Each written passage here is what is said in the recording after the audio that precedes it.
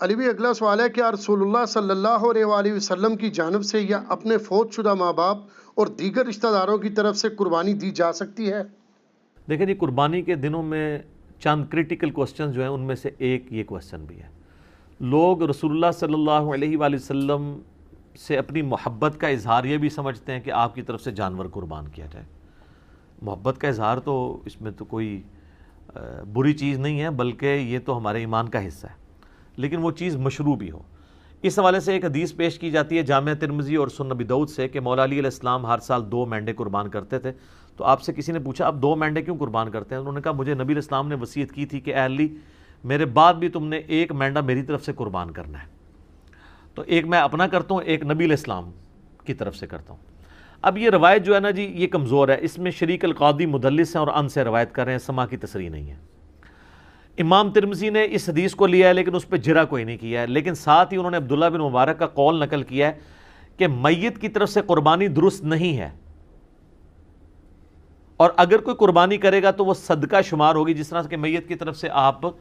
صدقہ اور خیرات تو کر سکتے ہیں نا، میت کو تو ثواب پہنچتا ہے صدقہ اور خیرات کا۔ مسئلہ 74 میرا اصالہ ثواب کے اوپر ریکارڈڈ موجود ہے۔ اور پھر عبداللہ بن عمر فرماتے ہیں کہ جو میت کی طرف سے قربانی کی جائے گی نا، پھر وہ چونکہ صدقہ ہے میت کی طرف سے، وہ سارے کا سارا اللہ کی راہ میں خرچ کرنا ہوگا، اور پھر اس میں امپلائڈ ہے کہ پھر گائے میں حصہ نہیں ڈال سکتا، وہ پورا بکرا ہی میت کی طرف سے دینا ہوگا، اور بیسیکلی وہ قربانی نہیں ہو رہی ہوگی بلکہ وہ صدقہ ہو رہا ہوگا، اور وہ آپ خود نہیں کھا سکتے، اصالہ ثواب کے لیے ہو رہا ہوگا۔ باقی جو لوگ اب اس معاملے میں اجتہاداً کہتے ہیں کہ میت کی طرف سے قربانی ہو سکتی ہے اور نبی علیہ السلام کی طرف سے بھی ہو سکتی ہے، اس کی دلیل وہ پکڑتے ہیں وہ مسلم کی حدیث سے کہ نبی علیہ السلام نے جب چتکبرے مینڈے قربان کیے تو آپ نے الفاظ استعمال کیے اللہم تقبل من محمد و آل محمد و امت محمد،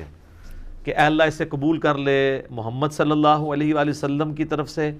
ان کی آل کی طرف سے اور ان کی امت کی طرف سے۔ تو یہ تو نبی علیہ السلام کی خصوصیت تھی، کیونکہ النبی اولیٰ بالمؤمنین من انفسہم و ازواجہم امہاتہم، نبی صلی اللہ علیہ وآلہ وسلم مومنین کی جانوں پر اس سے بڑھ کر حق رکھتے ہیں، اور مومنین کی مائیں ہیں ان کی بیویاں جو ہیں نبی علیہ السلام کی۔ اس کانٹیکسٹ میں ایک حدیث بخاری مسلم میں ہے کہ جب اللہ تعالیٰ نے نبی علیہ السلام کو وسعت دی تو جب کبھی کوئی مقروض کا جنازہ لایا جاتا تھا نا، تو اس وسعت سے پہلے تو آپ کہتے تھے کہ جب تک اس کا قرضہ نہیں اترتا میں جنازہ نہیں پڑھاؤں گا، اور جب مقروض کا جنازہ وسعت کے بعد آتا تو آپ فرماتے ہیں کہ قرآن میں آیت ہے النبی اولیٰ بالمؤمنین من انفسہم و ازواجہ امہاتہم، تو میں سب سے زیادہ حقدار ہوں کہ میں اس کا قرض اتاروں۔ یعنی آپ علیہ السلام نے یعنی خالی اس رشتے کو اویل نہیں کیا۔ یہاں تو پیری مریدی میں لوگ کیا کہتے ہیں کہ وہ پیر کہتا ہے کہ مرید میرے لیے قربانی کرے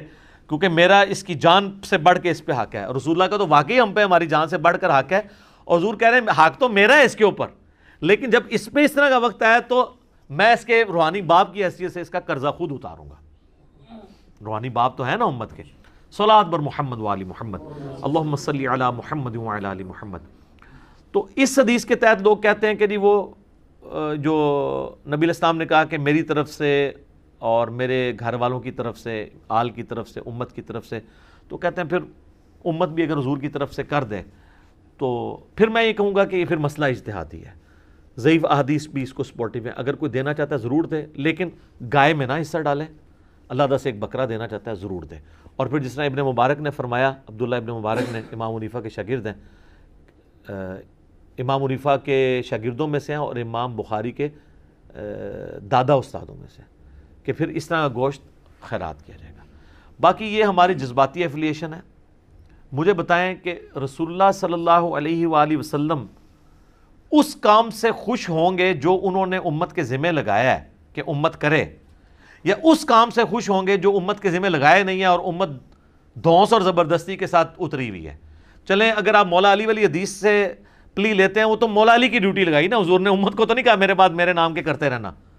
پھر بھی آپ اگر ان الفاظ پہ بھی جائیں گے تو وہ مولا علی کے لیے۔ اچھا اب آ جائیں یہاں پر، اگر آپ کہیں عام امتی، تو عام امتی کے ذمہ جو کام ہے نا سر، وہ سورۃ الاعراف آپ پڑھ کے دیکھیں، میں نے پہلے بھی کئی دفعہ یہ چیز بیان کی ہے، میں آج پھر بیان کر دیتا ہوں۔ نبی علیہ السلام کا جہاں پہ ذکر خیر آیا نا کہ اگلی کتابوں میں آپ کا ذکر ہے، 157 نمبر آیت ہے، اللہ تعالیٰ نے فرمایا اعوذ باللہ من الشیطان الرجیم الذین یتبعون الرسول النبی الامی الذی یجدونہ مکتوبا عندہم فی التوراۃ والانجیل، یہ اس نبی امی کی پیروی کر رہے ہیں جس کا ذکر لکھا ہوا پاتے ہیں اپنے پاس تورات اور انجیل کے اندر، یأمرہم بالمعروف وینہاہم عن المنکر، جو کہ انہیں نیکی کا حکم دیتے ہیں، ان کو برائی سے روکتے ہیں، وَيُحِلُّ لَهُمُ الطَّيِّبَاتِ، اور حلال کر چیزیں ان پر پاکیزہ چیزیں حلال کرتے ہیں، وَيُحَرِّمُ عَلَيْهِمُ الْخَبَائِث، اور جو خبیث گندی چیزیں ہیں وہ ان پر حرام کرتے ہیں اللہ کے اذن سے، وَيَضَعُ عَنْهُمْ إِسْرَهُمْ، اور ان پر جو بوجھ تھا وہ ان سے دور کرتے ہیں۔ ظاہر شریعت کی پابندیاں بوجھ نہیں ہوتی ہیں، بلکہ شریعت کی وجہ سے جو خام خواہ کے بوجھ آپ پہ ڈلے ہوتے ہیں وہ اتر جاتے ہیں۔ والاغلال التي كانت عليهم، اور جو ان کے گردنوں میں توق پڑے تھے وہ ان سے دور کرتے ہیں۔ خام خواہ کے ایک ان کی روایتیں چل رہی تھیں، جس طرح یہاں بھی آپ دیکھ لیں، جو ایک اللہ کا ہوتا ہے وہ پھر کسی بابے سے نہیں ڈرتا، اور جو اللہ کا نہیں ہوتا وہ جو قبر دیکھتا ہے، جو جھنڈا دیکھتا ہے اس کے آگے، یہ ڈرائیوروں کو آپ دیکھیں نا، راستے میں جتنے مزار ہیں نا دور سے یوں کرتے جاتے ہیں، یہ ان کی گردنوں میں توق ہے نا، اتنے ڈرے ہوئے ہیں، دور دور سے یوں کر رہے ہوتے ہیں۔ تو نبی علیہ السلام نے سب جھوٹے خداؤں کو سائڈ پہ کر کے ایک خدا کا تعارف کروایا، اور ہم نے آپ کو سارے جھوٹے بابوں سے ہٹا کے رسول اللہ کے قدموں تک پہنچایا۔ ما ضل صاحبکم وما غوی صلی اللہ علیہ وآلہ وسلم۔ پھر اللہ تعالیٰ فرماتا ہے فالذین آمنوا بہ، پس جو لوگ ان پر ایمان لائے، وعزروہ ونصروہ، اور ان کی عزت کی اور ان کی مدد کی، واتبعوا النور الذی انزل معہ، اور پیروی کی اس نور کی یعنی قرآن کی جو ان کے ساتھ نازل ہوا، اولئک ھم المفلحون، ایسے ہی لوگ ہیں جو فلاح پا گئے۔ تو اللہ تعالیٰ فرما رہا ہے کہ رسول اللہ صلی اللہ علیہ وآلہ وسلم کے ساتھ محبت کا تقاضا یہ ہے کہ آپ ان پر ایمان لاؤ، قرآن کی پیروی کرو، اور رسول اللہ کی اس کاز میں جس کاز کے لیے وہ دنیا میں آئے ان کی مدد کرو۔ آج بھی رسول اللہ کی آپ نے مدد کرنی ہے، یعنی ان کے دین کی مدد کرنی ہے۔ یہ یعنی رسول اللہ صلی اللہ علیہ وسلم ہمارے محتاج نہیں ہے، لیکن جو ایک روحانی باپ کی حیثیت سے ہم پر حق ہے ان کا، جو بخاری مسلم میں آپ نے یوم النحر کے خطبے میں بھی کہا ہے اور یوم عرفہ کے خطبے میں بھی، کہ کیا میں نے اللہ کا پیغام تم تک پہنچا دیا؟ سب نے کہا یا رسول اللہ پہنچا دیا۔ آپ نے فرمایا اب تمہاری ذمہ داری ہے کہ اس پیغام کو دوسرے لوگوں تک پہنچاؤ۔ پھر 3 دفعہ آپ نے گواہ بھی کیا، اللہم اشہد اللہم اشہد اللہم اشہد، اے اللہ گواہ رہنا، اے اللہ گواہ رہنا، گواہ رہنا، یہ لوگ مان رہے ہیں کہ میں نے پیغام پہنچا دیا۔ تو نبی علیہ السلام اس کو شہادت علی الناس کہتے ہیں،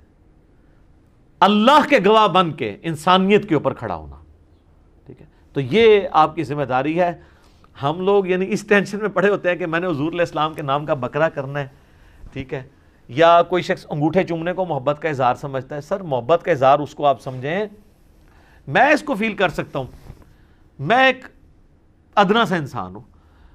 مجھے میرے ساتھ جو لوگ اٹیچ ہیں، میرے لیے کوئی کھڑا ہو جاتا ہے مجھے تو برا لگتا ہے، یا کوئی میرے لیے جھک جاتا ہے یا مجھے کوئی پروٹوکول دیتا ہے تو مجھے نہیں لگتا، اچھا نہیں لگتا۔ مجھے اچھا وہ بندہ لگ رہا ہوتا ہے کہ جو ہم نے یہ دعوت توحید اور سنت کی دعوت بلند کی ہے اس کے لیے قربانیاں دے رہا ہے۔ یہ میں اس چیز کو سمجھ سکتا ہوں، ایک چھوٹے سے لیول پہ کام کرنے والا، اور میں اس کو فورس ہی کر سکتا ہوں کہ وہ جو شخص ہماری اس دعوت میں ہمیں سپورٹ نہیں کر رہا اور صرف جو ہے وہ آگے پیچھے پھرنے کے چکروں میں ہے، تو مجھے تو وہ کوئی کچھ بھی کنٹریبیوٹ نہیں کر رہا۔ میرا بازو تو وہ بنا ہوا ہے کہ جو ہم کاز کے لیے اٹھے ہیں اس میں مجھے سپورٹ کرے، تو اس کو مجھے یہ کہنے کی ضرورت نہیں پڑے گی کہ علی بھائی میرے لیے دعا کریں، میرے اندر سے اس کے لیے دعائیں نکل رہی ہوں گی۔ سیدھی سی بات ہے۔ اب جو لوگ بھی سوشل میڈیا پہ ہماری اس دعوت کو عام کر رہے ہیں، میں نے کئی لوگوں کو دیکھا تک نہیں ہے، لیکن میرے دل سے دعا، کوئی اچھا کلپ کسی نے اچھا تھمبنیل بنایا، میں اس کے لیے دعا میرے دل سے نکلتی، یار یہ اس کاز میں ہمیں سپورٹ کر رہا ہے۔ تو رسول اللہ صلی اللہ علیہ وآلہ وسلم کے تو ذمہ اتنی بڑی ذمہ داری اللہ نے لگائی ہے، وَمَا أَرْسَلْنَاكَ إِلَّا كَافَّةً لِلنَّاسِ بَشِيرًا وَنَذِيرًا، پوری انسانیت کے لیے آپ کو ڈر سنانے والا اور خوشخبری سنانے والا بنا کے بھیجا گیا۔ تو آپ علیہ السلام کی تو خوشی اس میں ہوگی کہ آپ کے ہم میسج کو آگے لے کے چلیں، نہ کہ قربانی کے دنوں میں ہم اس چکر میں پڑ دیں کہ نبی علیہ السلام کے نام کا بکرا کرنا ہے نہیں کرنا۔ کئی لوگ تو ایسے ہیں جو کہتے ہیں ہمارے پاس ایک ہی بکرے کے پیسے تھے تو ہم نے نبی علیہ السلام کے نام کا کر دیا، اپنا کیا ہی نہیں ہے۔ یہ کون سی شریعت میں عمل ہو رہا ہے؟ تو رسول اللہ صلی اللہ علیہ وآلہ وسلم اس عمل سے خوش ہوں گے جو آپ چاہتے ہیں آپ سے۔ آپ کی عزت کا کوئی بھی معیار جو آپ نے رکھا ہے وہ قابل قبول ہوگا، اور جو آپ صلی اللہ علیہ وآلہ وسلم نے نہیں رکھا وہ مردود بھی ہو سکتا ہے، قابل قبول بھی ہو سکتا ہے، لیکن وہ تو ڈیفینیٹلی قابل قبول ہے جو آپ نے رکھا ہے۔ جامعہ ترمذی میں موجود ہے، ابو داؤد اور ابن ماجہ میں ڈیٹیل حدیث ہے، اور اس حدیث کے اندر شریک القاضی مدلس ہے، لیکن سما کی تصریح سنن کبریٰ البیہقی میں موجود ہے